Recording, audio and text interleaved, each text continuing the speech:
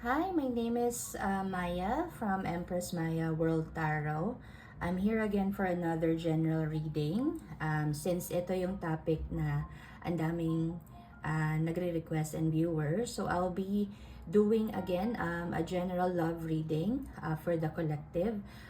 Again po for general reading, hindi po siya applicable sa lahat. Okay, applicable lang po siya to those people who needed guidance, okay, about their situation, okay.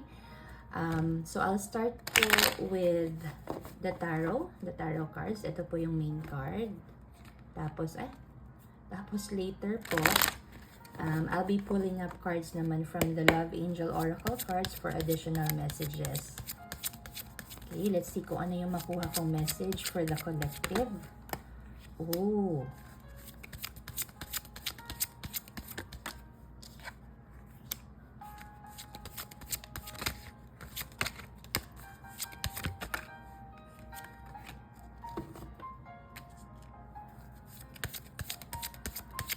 okay, one more card, please. Oh, very interesting itong situation na to, ha? Okay. Sige, let's see po kung ano yung message na makuha ko rin coming from the Love Angel Oracle cards. Okay. Ang dami, ha? Okay. Sige. I'll start po with the tarot cards. Sige.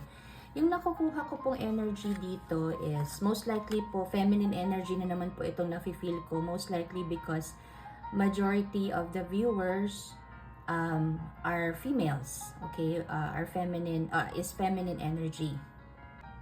So, yung nafe-feel ko po dito na if you are in a relationship right now, okay, parang feeling niyo po kasi stagnant kayo or nasa stuck kayo in a relationship na feeling niyo po hindi na po nag-grow, yung parang walang progress, walang movement, it could be matagal na po kayo in a relationship, tapos parang hindi naman nagle-level up.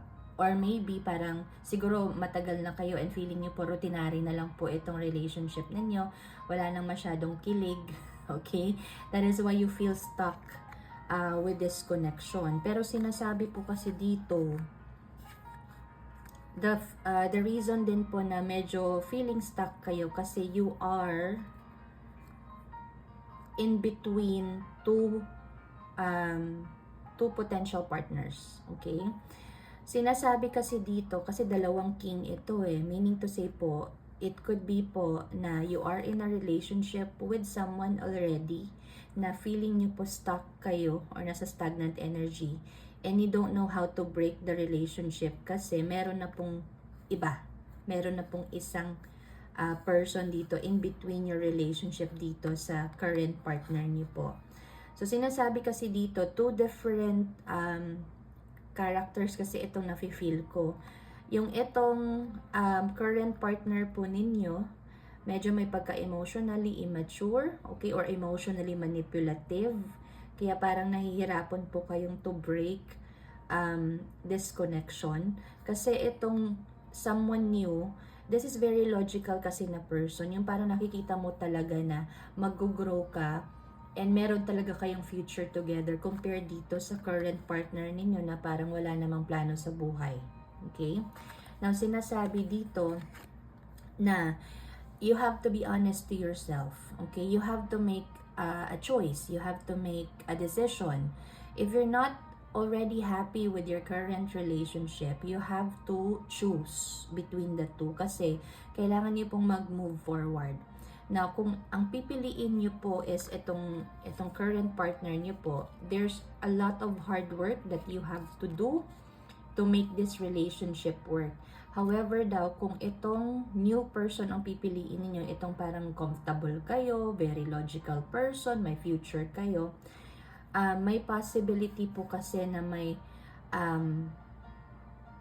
higher commitment. So, this could lead to possible engagement or marriage. Kasi parang, the chariot kasi for me is the card of movement, forward movement. Meaning to say, may direction po kayo. It could be mag-level up to a higher commitment, again, engagement, or marriage. Okay? So, tingnan po natin kung anong message naman makuha ko coming from the Love Angel Oracle card. Sabi dito, you deserve love. You are lovable. So, sometimes if you doubt, especially if itong current partner niyo po is parang pinapa-feel po sa inyo na you're not worthy of being loved, especially if marami kayong arguments, mga issues in the past na paulit-ulit, okay, you deserve love po. Huwag niyo pong i-question yung worth ninyo. Sinasabi lang po dito na love yourself din po para you will also gain love and respect from the people around you. Tapos, eto, love yourself first. Okay? Your self-respect makes you more romantically attractive. So, you deserve love and yan po yung sabihin nyo sa sarili ninyo. Okay? Tapos, sinasabi din po dito na if may mga issues kayo ng current partner nyo po, forgive and learn. Okay? As you release and heal the past, you experience more love in your present moments. Pero yun nga po, when you forgive and learn, you have to make a decision. Sino ba talaga sa dalawa yung pipiliin ninyo? Yung current partner ninyo or itong bagong person? Okay?